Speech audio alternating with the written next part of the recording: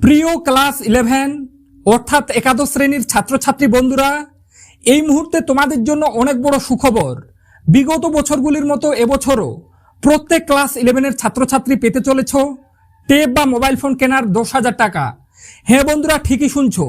প্রতি বছর ক্লাস 11 ছাত্রছাত্রীরা যেভাবে তরুণের স্বপ্ন প্রকল্পে ট্যাব বা মোবাইল ফোন কেনার 10,000 টাকা পেত, এবছরও তোমরা প্রত্যেকে পেতে চলেছ ট্যাব বা মোবাইল ফোন কেনার 10,000 টাকা। এ কথাটা কেন বলছি তোমাদেরকে প্রথমেই জানিয়ে রাখি। সরকার পরিবর্তনের পরে তোমাদের মধ্যে যারা সংবাদপত্রে নজর রেখেছিলে, তোমরা প্রত্যেকে জানো যে সরকার পরিবর্তনের পর মুখ্যমন্ত্রী স্পষ্টভাবে ঘোষণা করে জানিয়েছিলেন এবছর তিনারা কোনো ধরনের কোনো সরকারি প্রকল্প বন্ধ করবেন না।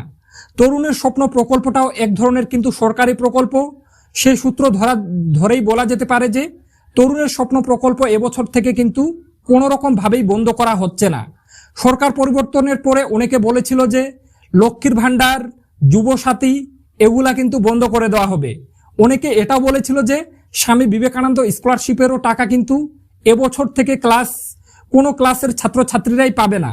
কিন্তু মুখ্যমন্ত্রী শ্রী শুভেন্দু অধিকারী প্রত্যেকটা কথাকে নাকচ করে জানিয়েছিলেন লক্ষ্মীর ভান্ডারের পরিবর্তে শুরু হচ্ছে অন্নপূর্ণা ভান্ডার, যুবসাথীর পরিবর্তে শুরু হচ্ছে যুবশক্তি। ঠিক একই রকমভাবে তরুণের স্বপ্ন প্রকল্পও কিন্তু এবছর থেকে কোনো রকমভাবে বাতিল করা হবে না বন্ধুরা। এটা তোমরা একদম লিখে রাখতে পারো।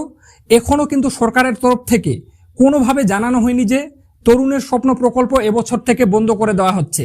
কয়েকদিন আগে আনন্দবাজার পত্রিকায় একটা বিজ্ঞপ্তি প্রকাশ হয়েছিল, সেখানে বলা ছিল যে এবছর থেকে সম্ভবত আর কোনো ছাত্রছাত্রী ট্যাব বা মোবাইল ফোন কেনার টাকা পাবে না। সেখানে একটা সম্ভাবনার কথা বলা হয়েছিল। কিন্তু বন্ধুরা, তোমাদেরকে জানিয়ে রাখি, যেহেতু সরকারের তরফ থেকে এখনো বিজ্ঞপ্তি প্রকাশ করে বা ঘোষণা করা হয়নি যে তরুণের স্বপ্ন প্রকল্পে ছাত্রছাত্রীরা টাকা পাবে না, সেহেতু বলা যেতে পারে যে যেহেতু তরুণের স্বপ্ন প্রকল্প একটা প্রকল্পের আওতায় পড়ে বা একটা সরকারি প্রকল্পের আওতায় পড়ে, সেজন্যই আমরা বলতে পারি যে এবছরও প্রত্যেক ক্লাস 11 ছাত্রছাত্রী ট্যাব বা মোবাইল ফোন কেনার 10,000 টাকা পেয়ে যাবে। এই মুহূর্তে তোমাদের অনেকেরই প্রশ্ন, আচ্ছা দাদা সবই তো বুঝলাম, যদি সত্যি আমাদের তরুণের স্বপ্ন প্রকল্পে ট্যাব বা মোবাইল ফোন কেনার 10,000 টাকা দেওয়া হয়, তাহলে কত তারিখের মধ্যে আমাদের অ্যাকাউন্টে এই ট্যাব বা মোবাইল ফোন কেনার টাকা ঢুকবে? তো এক্ষেত্রে বন্ধুরা তোমাদেরকে স্পষ্টভাবে জানিয়ে রাখতে চাই, বিগত বছরগুলিতে প্রতি বছর এমন হয়ে এসেছে যে দুর্গাপুজোর আগের সময়টাতে প্রত্যেক ক্লাস 11 ছাত্রছাত্রী এই ট্যাব বা মোবাইল ফোন কেনার 10,000 টাকা পেয়ে যেত। তো সেই সূত্র ধরেই বলা যেতে পারে এবছরও মানে দুর্গাপূজা শুরু হতে আরো সম্ভবত একটা মাস বা 1.5 মাসেরও বেশি সময় আছে।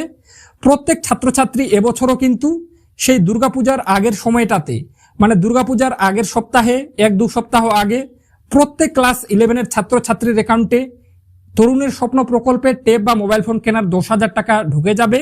আমি এটা আশা রাখতেই পারি, বা তোমরাও এটা কিন্তু ভাবতে পারো।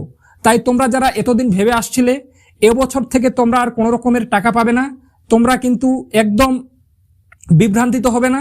এবছরও তোমরা কিন্তু প্রত্যেকে পেতে পারো ট্যাব বা মোবাইল ফোন কেনার 10,000 টাকা। যদি ভিডিওটি ভালো লেগে থাকে তাহলে অবশ্যই তোমরা কিন্তু ভিডিওটিতে একটি লাইক করে দিও, আর চ্যানেলে নতুন হয়ে থাকলে চ্যানেলটিকে সাবস্ক্রাইব করে পাশে থাকা বেল আইকনটি প্রেস করে রাখো, যাতে এই রকম তরুণের স্বপ্ন প্রকল্প রিলেটেড আরও নেক্সট আপডেটগুলি সবার আগে তোমাদেরকে জানাতে পারি। আর একটা কমেন্ট করে দিও, সত্যি কি ট্যাব বা মোবাইল ফোন কেনার টাকাটা বন্ধ করে দেওয়া উচিত নাকি চালু রাখা উচিত? তোমাদের কি মনে হয়? তোমাদের কাছ থেকে আমি কিন্তু জানতে চাই তোমাদের কি মনে হয়, সেটা অবশ্যই কমেন্ট সেকশনে কমেন্ট করে জানাতে ভুলবে না। তো আজকে পর্যন্তই, দেখা হবে নেক্সট কোনো ভিডিওতে।